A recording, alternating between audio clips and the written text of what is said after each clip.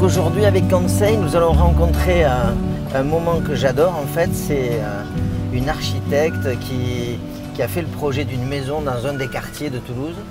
Et non seulement elle a fait le projet d'extension, elle a fait aussi la déco à l'intérieur, c'est-à-dire qu'elle est concernée par tous les sujets.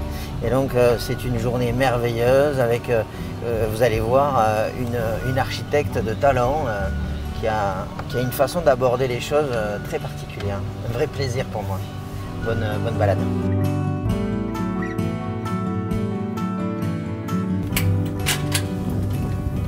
Bonjour Chloé.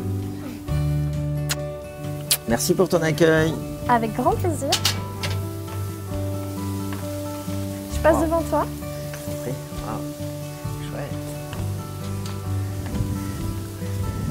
Bon, là, Chloé, c'est la surprise. Hein, petit cocon en plein centre-ville. Petit havre de paix, comme promis. Tu t'es éclaté. C'est ça, exactement. Donc là, tu arrives ici. Tu trouves une maison, en quel état? Qu'est-ce que tu Là, on est sur une petite parcelle très végétalisée avec une petite maison qui fait 50 mètres carrés au sol initialement, pas plus. Là, c'est là, hein, les 50 mètres exactement, sont là. les 50 mètres carrés qui serviront de séjour plus tard. Ouais, ok. Et donc, qui est très en contrebas par rapport à la rue, qui est un peu noyée derrière la végétation, donc on la voit à peine. Et évidemment, il y a des vérandas, il y a des choses pas très esthétiques, donc il faut arriver un petit peu à voir ce qu'on va pouvoir faire de tout ça. Et donc dans les contraintes en termes de construction, tu te poses la question, est-ce que je démolis ou pas, c'est ça? C'est ça, la première problématique, savoir est-ce qu'on garde cette maison, est-ce qu'on la garde pas, parce qu'elle n'est pas très adaptée à notre vie actuelle, parce qu'elle est en hauteur, parce qu'elle est petite, parce qu'elle n'est pas très jolie. Par contre, elle est plutôt bien implantée sur la parcelle, et on se dit qu'on peut tout de suite en faire quelque chose. Parce qu'il faut quand même faire une grosse extension, on passe de 50 mètres carrés à 230 mètres carrés. Et finalement, si on démolit cette maison-là, on perd les droits à bâtir sur l'emplacement, sur l'emprise elle-même. Ça nous oblige à nous implanter sur la rue, ce qui n'est pas forcément favorable pour l'orientation. Donc on décide très rapidement de la garder et de travailler autour, avec une extension à l'arrière et une extension sur le devant. On a travaillé en U, avec une toiture terrasse, donc un volume beaucoup plus contemporain. La forme du U, elle s'est faite un petit peu de manière naturel parce qu'on voulait se protéger aussi des vis-à-vis. C'est vrai qu'on a pas mal de vis-à-vis sur la rue.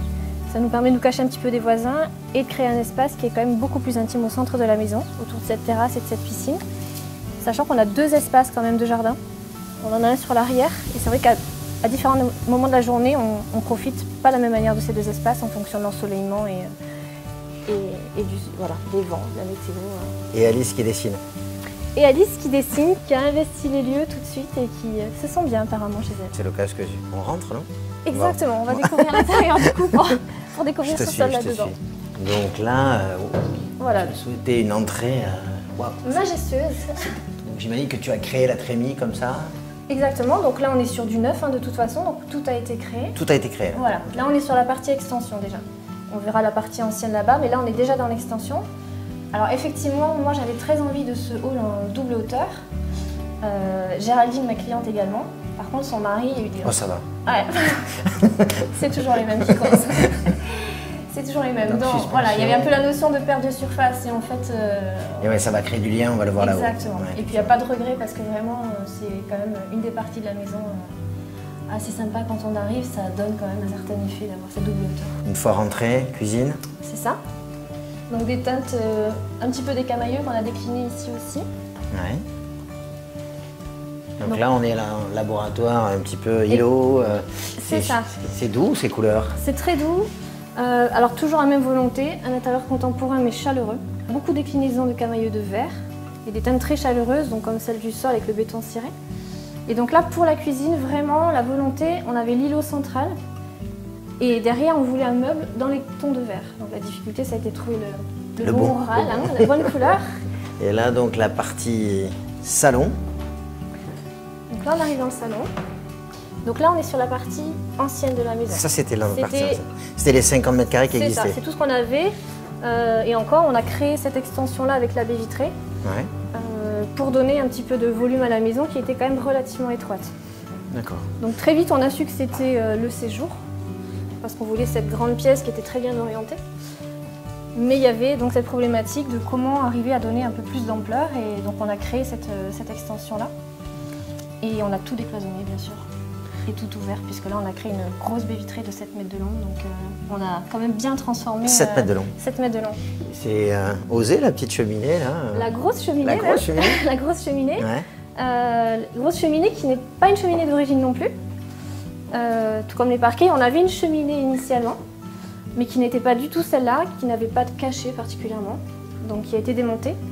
Et on a trouvé cette ancienne cheminée par l'intermédiaire du papa de Géraldine qui était antiquaire et qui nous a dit que ces marbres-là un peu verts étaient très rares. Alors un petit coin travail quand même, un petit espace bureau, juste avant de rejoindre le coin de nuit, c'est ça? Exactement, un espace bureau un petit peu en transition, Ouais. qu'on voulait ni complètement fermé, ni complètement ouvert. Ouais. Donc il a bien trouvé sa place ici. Donc un bureau sur mesure bien sûr, toujours dans des tons de vert très foncés pour le coup. Et vu sur l'extérieur, là en fait tu fais appel à un paysagiste pour faire partie de ton équipe ou comment tu fais? Oui, complètement. Donc là on a un paysagiste qui a travaillé vraiment sur tous les végétaux.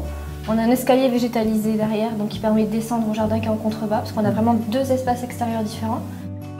On va découvrir l'espace nu? Ça marche. Donc là on est à l'étage. On est à l'étage, on est au-dessus du hall d'entrée. Ouais. Où on est arrivé tout à l'heure. On est dans l'espace nuit principal. C'est là où tu perdais les mètres carrés, quoi. C'est ça, c'est là qu'on perdait les mètres carrés et finalement ils sont ravis de les avoir perdus. Parce que c'est vrai, quand on est là, on se rend compte qu'il y a quand même un intérêt à avoir cet espace de transition. On a une chambre de parents. Donc on a une chambre parentale, on a 2 chambres d'enfants, dont celle d'Alice. Une chambre d'amis donc qui est sur l'extension arrière de la maison qu'on n'a pas encore vue. Voilà. On est sur un sol résine, complètement à l'étage. Uniforme partout, également dans les salles de bain, pour avoir une continuité. Et donc, ouais, un coin parental vraiment bien séparé. D'un côté, vue sur le petit jardin derrière. C'est ça, la salle de bain qui a vue sur le petit jardin et une grande baie vitrée de la chambre parentale sur la piscine. Donc toujours des vues plutôt agréables. Et envie de redevenir une petite fille, parce qu'Alice, elle est gâtée, elle a une belle petite chambre. Alice, elle est gâtée, elle a une chambre magnifique aussi, avec une vue sur la piscine imprenable. Elle peut guetter ses parents dans le séjour aussi, donc elle est plutôt chanceuse, ouais. Quelle douceur, quelle facilité en fait, tout paraît simple avec toi. Merci. Merci. Conseil va continuer à te suivre et te remercie. Bah, merci à vous, merci à toi et merci à toute l'équipe. Salut.